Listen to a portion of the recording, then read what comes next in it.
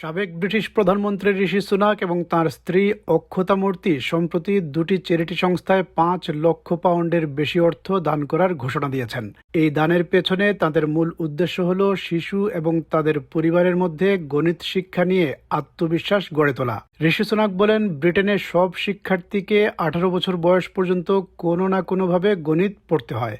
প্রধানমন্ত্রী থাকাকালীন সময়ে ঋষি সুনাক চেয়েছিলেন সংখ্যাজ্ঞানকে দেশের শিক্ষা ব্যবস্থার একটি কেন্দ্রীয় লক্ষ্য বানাতে। তার পরিকল্পনা ছিল ইংল্যান্ডের সব কিশোর কিশোরী যেন ১৮ বছর বয়স পর্যন্ত কোনো না কোনোভাবে গণিত অধ্যয়নের সঙ্গে যুক্ত থাকে। Everyone in our country will study some form of maths all the way to 18.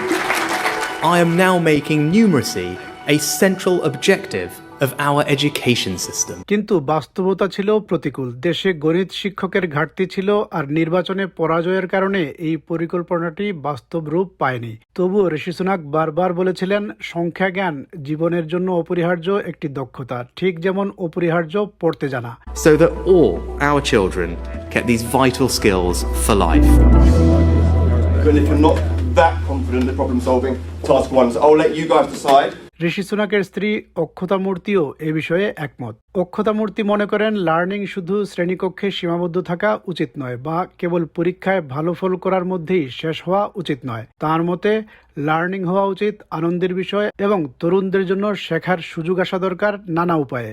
I love learning and I believe passionately for young people that learning needs to happen in a variety of ways, not just in the classroom and not just to pass exams. Those are both very important reasons to learn, but learning should be a joy.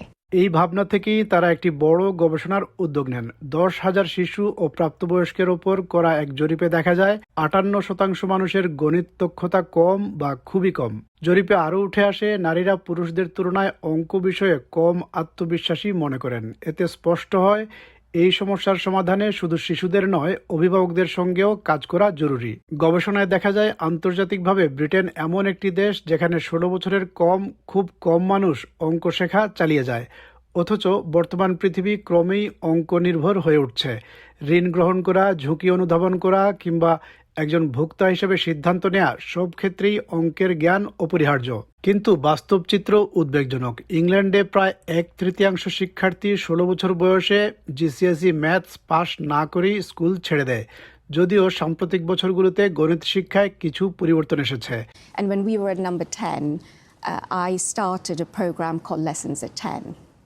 So we got young people, school children, every Friday into Downing Street to inspire them.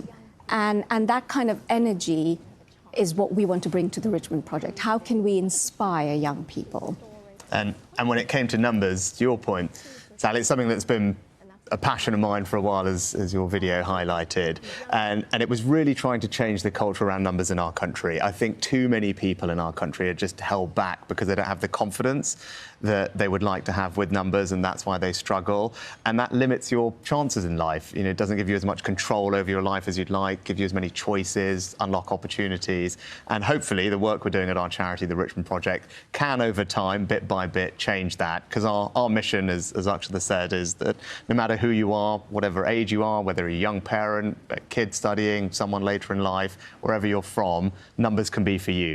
You can have that confidence and then have that better life as a result.